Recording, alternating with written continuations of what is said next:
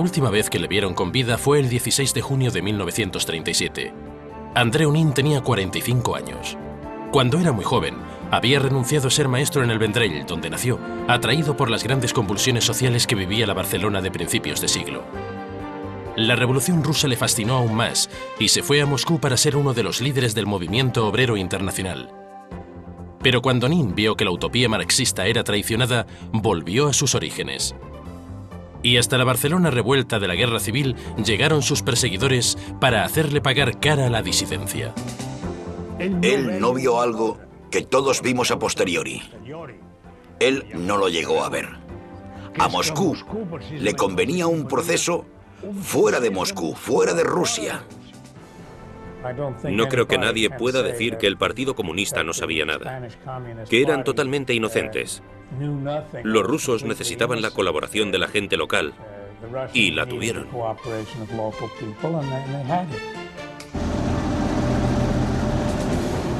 Entonces no creo que el Partido Comunista tuviese ahí nada que ver. Bueno, que hayan tenido que ver los servicios soviéticos, esa ya es otra cuestión que escapa a mi propia percepción. Pues los rusos. Los rusos. El asesinato de Nin significó también, creo yo, el asesinato de la Revolución Española.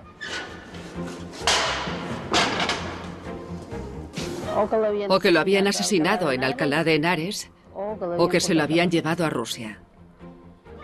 Esas eran las hipótesis que hacía mi madre. Se necesitaba una orden directa de Stalin.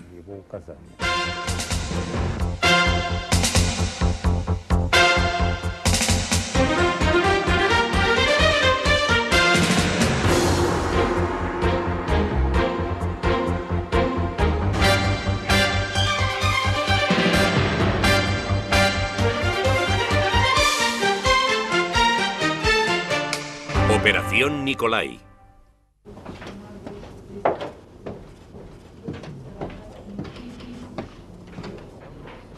Nombre: Svetlana Rosenthal. Nacionalidad: rusa. Edad: 45 años. Profesión: desde hace 20 años documentalista del archivo de la Internacional Comunista, hasta ahora uno de los archivos más inaccesibles de la antigua Unión Soviética. Cuando los alemanes se acercaban a Moscú, el fondo se trasladó a un lugar seguro en Siberia. Los más de 250.000 expedientes del archivo llevan un sello: secreto. Aquí está la historia del comunismo, tanto la de los incondicionales como la de los herejes. El catalán André Unín tuvo la doble condición: primero dirigente oficial, más tarde disidente. La actividad de André Unín en el movimiento obrero internacional es muy interesante. Pero hasta ahora su dossier personal, como todos los dosieres personales, era inaccesible para los investigadores, ya que el acceso a los documentos del archivo de la Internacional Comunista solo se permite desde el otoño del año pasado.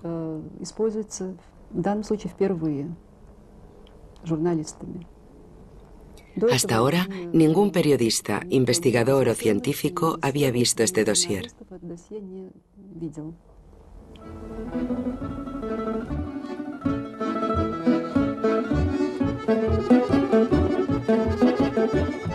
Tenía 29 años cuando llegó a Moscú en junio de 1921, con una delegación de la CNT de la que era secretario general. Los anarcosindicalistas querían ver con sus propios ojos los progresos de la Revolución Rusa.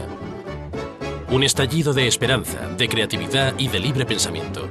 Así es como la definían numerosos intelectuales de la época, fascinados por la idea de una sociedad más justa. Para entender la gran atracción de la Revolución Rusa, hay que tener en cuenta que en 1918 no había seguridad social ni planes de sanidad nacional. No había seguro para los desocupados. Y esas cosas fueron lo primero que se pidió, y también lo primero que se consiguió con la Revolución Rusa. Eso la hizo muy atractiva en un mundo capitalista, donde este tipo de servicios no existía, con excepción de Alemania, donde Bismarck había establecido la seguridad social.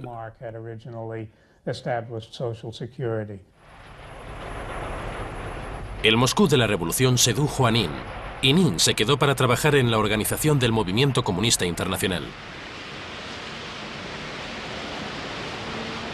Vivió 9 años en este edificio, en la habitación número 17 del Hotel Lux, en la calle Verskaya, desde donde se pueden ver las torres del Kremlin.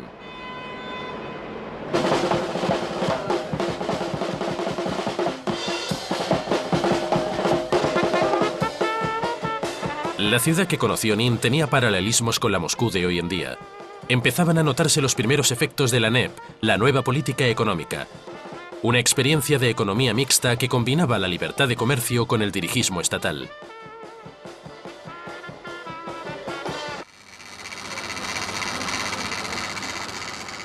En la Filmoteca rusa de Krasnogorsk no hay oficialmente ninguna ficha personal de Nin. Se destruyeron durante el estalinismo. Pero entre las 30.000 películas almacenadas ha sido posible localizar 4 bobinas con imágenes suyas. Son inéditas.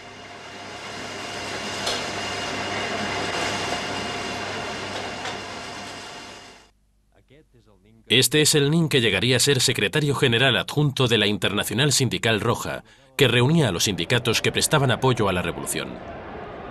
También sería regidor del Ayuntamiento de Moscú y dirigente del Partido Comunista Soviético, con responsabilidades de organización en Europa. Nin comenzó una nueva vida política y personal. Entre las jóvenes secretarias de la Internacional Sindical Roja, conoció a la que sería su segunda mujer, Olga Tereva, con la que tuvo 2 hijas. La líder revolucionaria Clara Zetkin se dirige a los delegados. Nin vive intensamente la euforia de aquellos primeros congresos que tienen un escenario de lujo, la sala de columnas del antiguo Club de los Aristócratas. Con la revolución, el palacio cambió de nombre. Ahora era la Casa de los Sindicatos, donde Nin tenía su despacho oficial y donde se celebrarían en enero de 1924 los funerales de Lenin.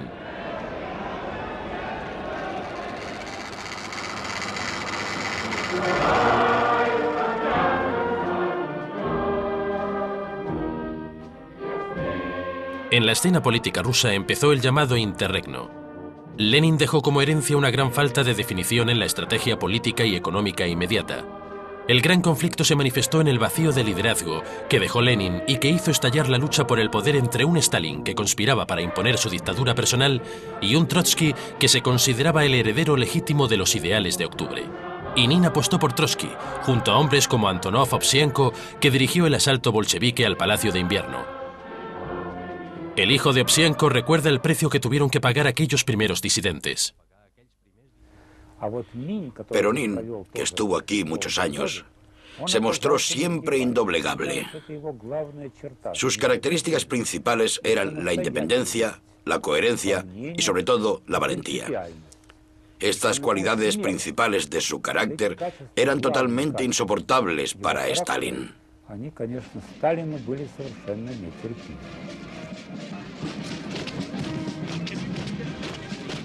Trotsky perdió la guerra contra Stalin, que lo apartó de la cúpula dirigente. La represión contra Trotsky era también la represión contra los trotskistas. Y Nin conocería la marginación, la vigilancia sistemática, los interrogatorios.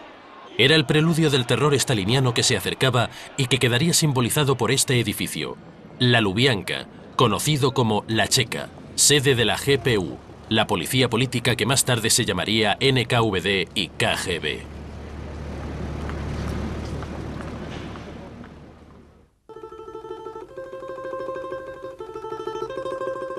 La habitación 17 del Hotel Lux se convirtió en un lugar de reclusión para Nin y su familia. Fueron los días de las largas reflexiones junto al río Moscova. Fueron también los tiempos de las cartas a Joaquín Maurín, su viejo compañero de la CNT, en las que calificaba a los funcionarios comunistas de idiotas y de burócratas duros de mollera. Fue cuando Andreu Nin ayudó a los compañeros encarcelados y tradujo a Pilniak al catalán. Ese era el Nin que el escritor y periodista Josep Pla encontró en Moscú a finales de 1925